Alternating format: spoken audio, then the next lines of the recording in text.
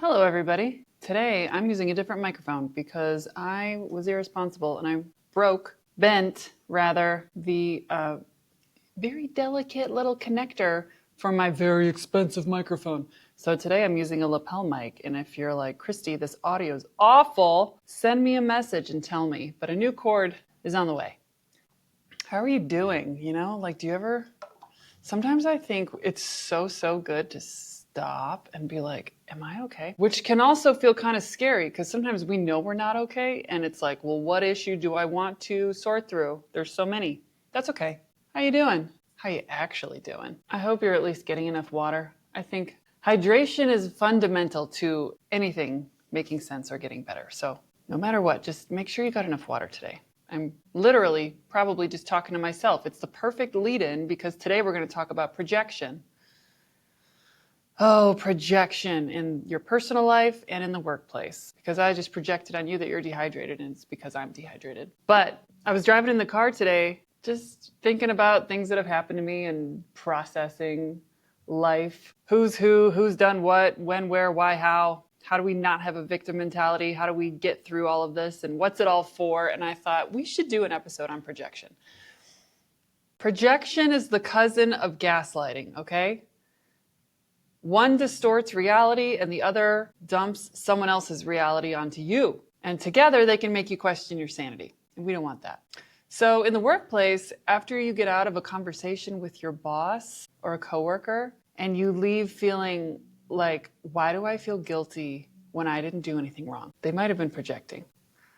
Sometimes the most toxic thing someone can do to you isn't yelling, although that sucks too, that's inappropriate. But it's when someone flips their flaws onto you, like you're the problem. If you've ever had a boss call you lazy, but they're the ones leaving at 3 p.m. and you're working as hard as you've ever worked, that's their own insecurities that they may not be working very hard and they don't want to own it, so they're going to push it onto you.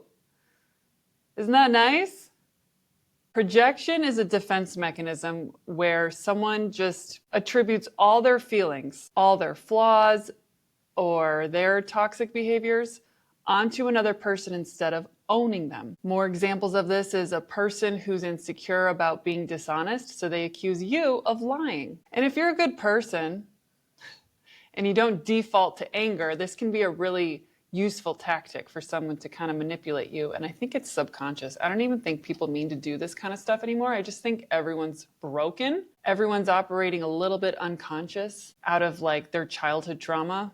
A lot of people roll their eyes when they hear me say this still, but I swear to you, everyone's just acting out their childhood until you go to therapy and heal from whatever your childhood was. But if you were used to the adults in your life calling you a liar or saying that you weren't doing enough, and then your boss does it, you're like, oh yeah, this is familiar. I probably deserve this. So today is a good day to stop and be like, who's projecting on me, or who has in the past, and how did I not catch it? And that's okay, but we're going to catch it in the future. And we're going to talk about what to do when it happens. How to push back. Gaslighting's different. Gaslighting's like, hey, you told me I would have a raise because I'm doing 3 people's jobs, and your boss is like, that never happened, and you know for a fact that was discussed. That's gaslighting. Projection often comes through as the micromanaging boss. And I've had this boss so many times, and I was the perfect victim for it. They feel insecure about their own competence, so they accuse their employees of being sloppy or unreliable. And really, it's just they have a lack of trust in themselves, and they have their own fear of failure. And it's not necessarily your work. The boss that has you, they assign you a project, and then you do it to the best of your ability, and then they see it, or they interrupted you a dozen times to change the direction of it, so it's not even your train of thought anymore. That's the worst, when you can't just be trusted to do your job. I've been there. And they just either keep interrupting your weave of what you were trying to make or build, or you finish it and then they look at it and they're like, what's this? It's like, well, did you have parameters or did you have criteria? You should have told me before I started. And then you have to do the project all over. They often have some kind of element of perfectionism or just insecurity of how the CEO is perceiving them. And they either need everything to be perfect, which is impossible, especially at the rate at which work is due in corporate and how much smaller the teams have gotten. There are some serious skeleton crews, or the marketing team of one, the HR team of one. When you're a team of one expected to do the whole umbrella of whatever your discipline is, it feels like you're under a microscope. And if you got a wiggly worm boss above you who's like scared that not all of it's going to get done, they're going to run you ragged. You'll also come across the gossiping coworker. So people who gossip will possibly be like, oh, Tom works so well with the sales team. He's probably throwing all of us under the bus. They probably love him. It's like, or Tom's just great at his job. Because the reality is they're the ones that are engaging in the gossip and trying to shift attention away from themselves. Projection is a very insecure behavior. Okay, these people are not mentally doing very good.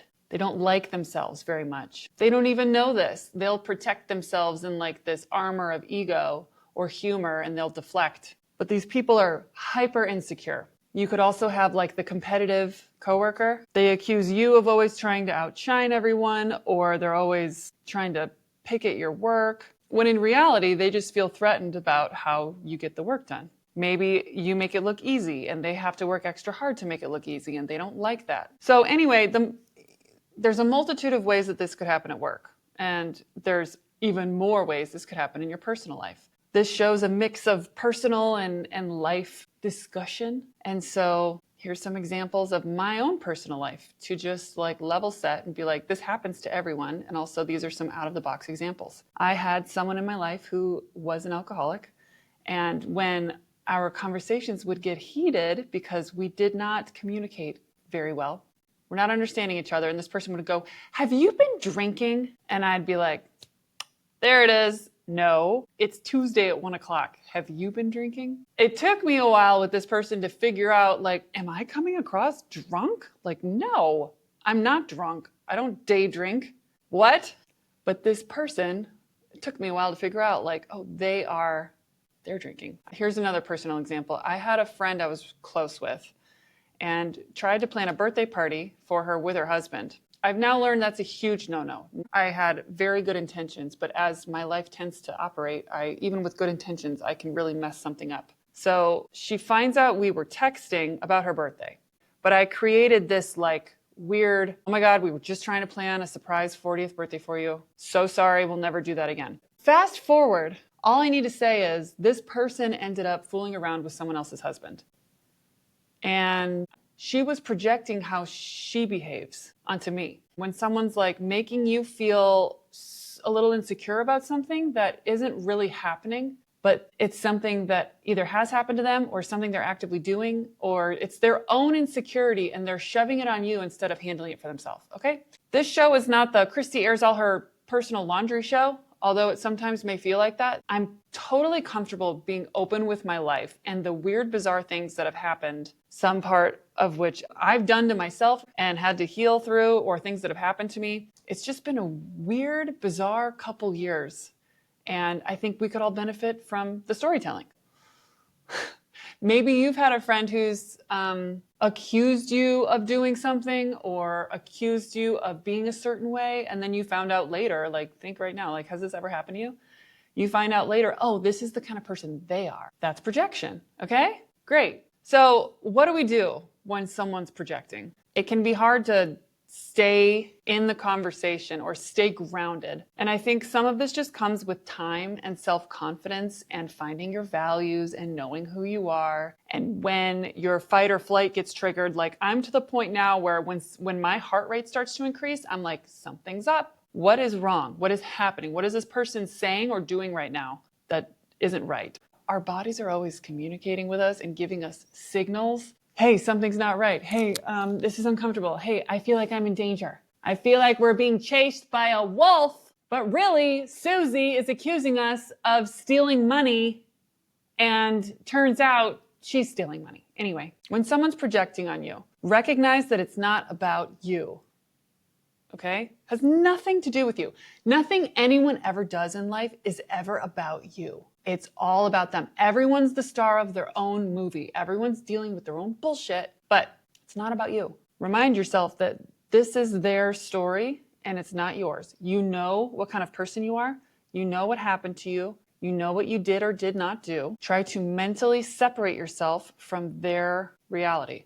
You know what's, just side note, what's really wild is like everyone really is experiencing the world in their own little movie. And you are just a character in someone's story. These other people have to go home to themselves and lay in bed. And if they do this stuff to you, they do it to everyone. So their relationships aren't that healthy. Like, good luck to them. And this took me a while to learn too, but stay neutral in the moment. I still don't always get this right, but I have learned to be more quiet and sit back and let people talk.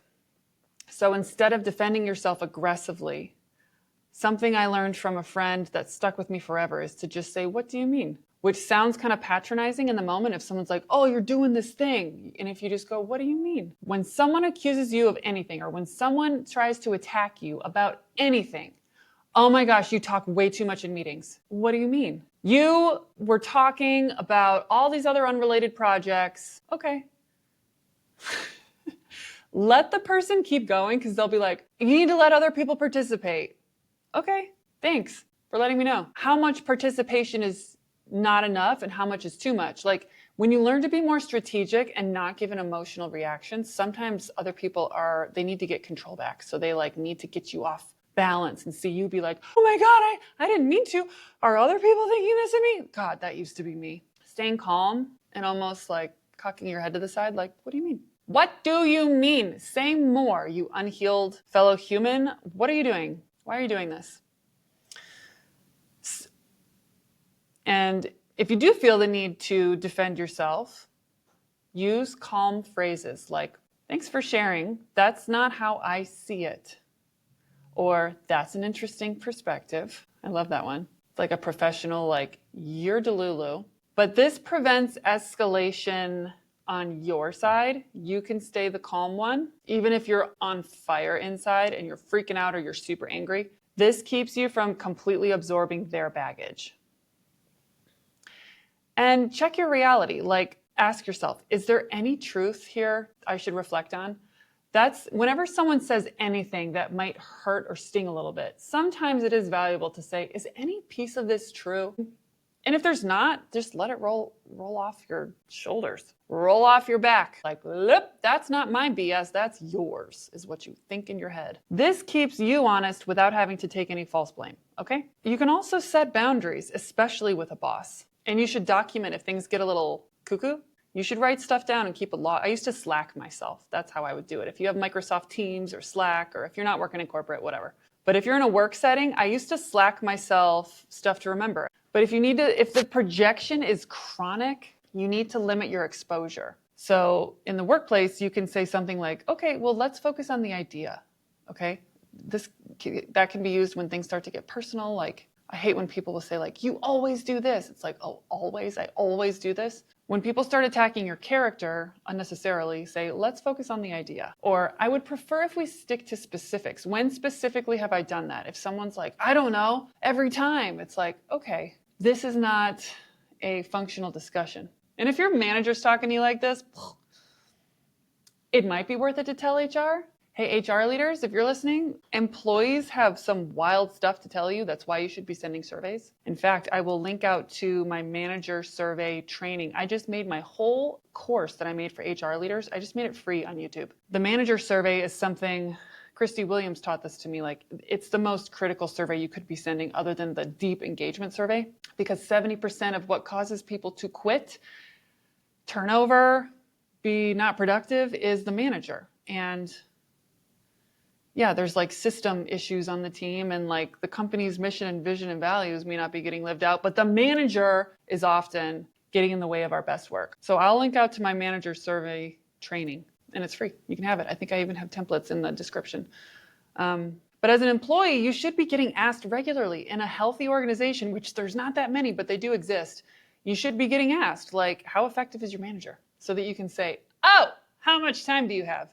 And it's not personal, but a lot of these people who manage have never received training. So you can tell HR, but I had one instance where I told HR and then I got fired because it's like, how dare you optimize this organization and help us manage out a toxic leader who's making everyone crazy. So use your discernment, like use your gut instinct. What do you think is worth it? Has anyone else seen success with this? Do you have a relationship with your HR person? Are they accessible? HR people, are you listening to me? We need you. And when we tell you our manager is cuckoo bananas, you have to believe us. I saw it play out so many times where one really bad manager caused so much disruption across teams and caused things to be slow unnecessarily. Quality stunk. So yeah, tell HR if you feel like something good will come of it. Use specifics, but also leave the company. That was my go-to. I was like, The chances of this person being coached and magically like, oh, Christy, I was so wrong. I'm so sorry. I just knew that wasn't likely, so I'd go find another organization. And I worked for some great organizations where the managers were incredible. I was pretty lucky to experience that multiple times. So if things weren't working out, I'd just leave. But I know in this market, that's not always. Well, at the time of recording this, AI apparently is taking over the world, and we don't need humans anymore to do anything, which is why all the outreach on LinkedIn is so silly and like, hi, Christy, would you like to sell your recruiting agency? Look at these results I have for other people. I'm like, I don't have a recruiting agency. What is happening? Why are you talking like a robot? Oh, because you probably are. Ugh, AI is great, but we still need humans to do the artistic thing of like making sure stuff still sounds human. But anyway, at the time of recording this, it's really hard for people to find jobs. And I know it's not what you want to hear. Oh my God, my nose is so itchy. I'm sorry. It's not what you want to hear, to be like, well, it's a terrible market. Yeah, but like also life is kind of a test. If you're not willing to let go of something that doesn't serve you to receive something that does serve you, then you're choosing your own reality of staying put in a toxic situation. But I get it. It's tough. You're damned if you do, you're damned if you don't. I get it, okay? I've been there. But I will say, anytime I've removed myself from something toxic, it's always worked out. Maybe not right away, but I always look back like, thank God I let go, because now I have this thing. Life is a game, okay? Okay, we're rounding out projection. Let's, what else was I going to tell you? Oh, some grounding techniques that have changed my life, okay? When something is putting you when something is off-putting, when your fight or flight is triggered. I don't know if I made this up or I read it, but I have learned to quietly, the person doesn't know what I'm doing, I push all the air out of my body, and then I take in a really deep breath, but kind of slowly, because it helps me think clearly. It also just helps me gear up for whatever's about to go down.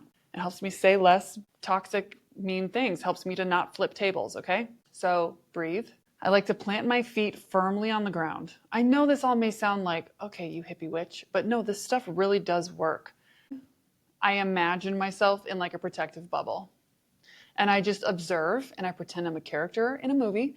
And maybe you think at this point now I'm schizophrenic, but I'm going to keep going. It's okay. It works for me. I imagine myself in a protective bubble. I'm front loaded with oxygen and I'm ready to just watch them fall apart as I ask, what do you mean?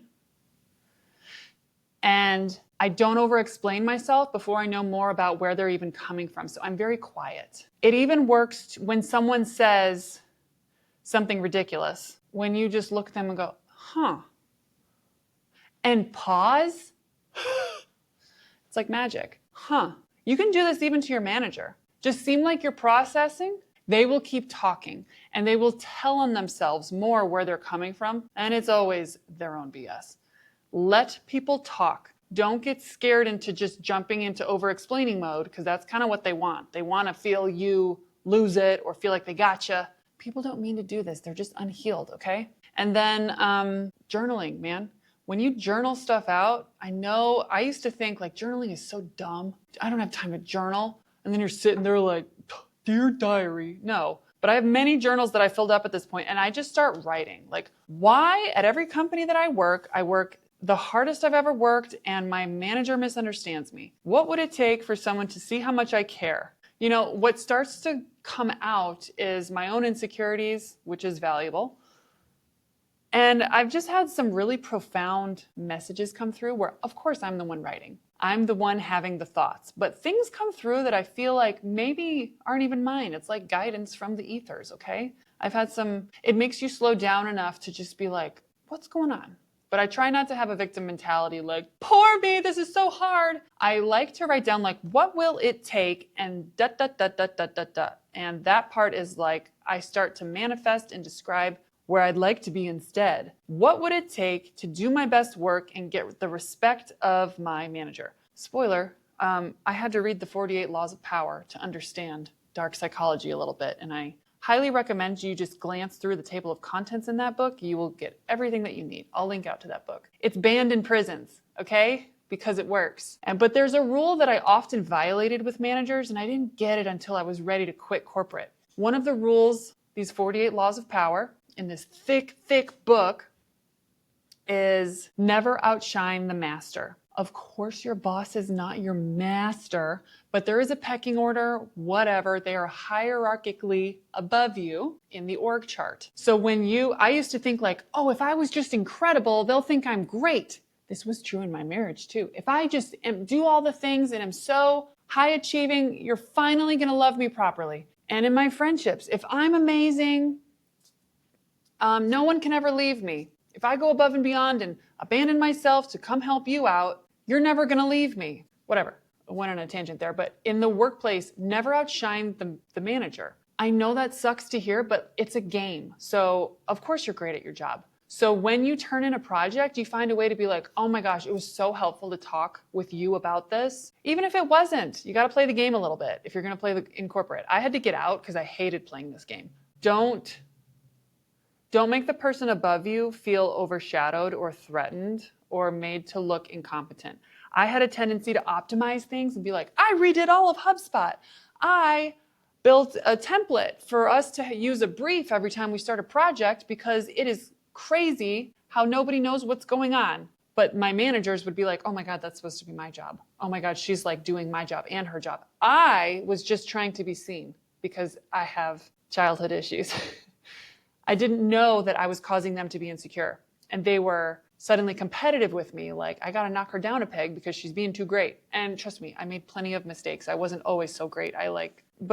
My tendency was to fix and build and run really fast in the work world. And a lot of managers were like, she is a liability to my job. Their ego will punish you more than their logic will reward you. You know what I mean? So going back to like you turned in a great project and it's like excellent. When you can say something to them like, oh my God, I was so inspired by like how you were talking about our customers in the last one-on-one and that really shaped the customer section of this, blah, blah, blah. Or, that framework you were talking about, I used that. That was so helpful in me, even if you didn't. But that's the games of life, the rules of life, that 48 Laws of Power book. I didn't realize I was violating so many of those. So just know that in the workplace, brilliance doesn't always get promoted. Your boss is projecting, your friends are projecting, your family sometimes is projecting. And when you take a pause to ask yourself, is any of this true? And if it's not, you ground yourself and you ask, what do you mean? You're going to learn more about how this person feels about you, but more actually how they feel about themselves. Because remember, none of this is even about you. It's about their own issues, and you don't have to take on that baggage because it's not yours to begin with, and that's okay. Don't battle it out with people. I did that so many times.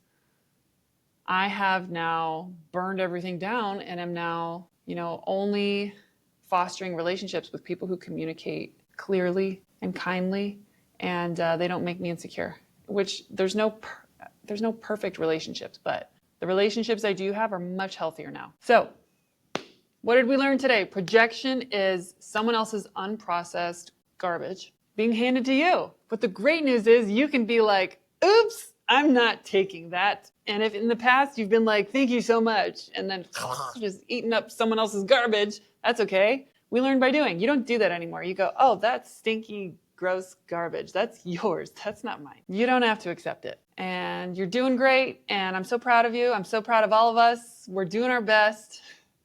And listen, to little kid Christy, I'm going to say you grow up to sit in a conference room alone when you don't even work in corporate anymore to talk to people about how to work better in corporate. And I'm so proud of you.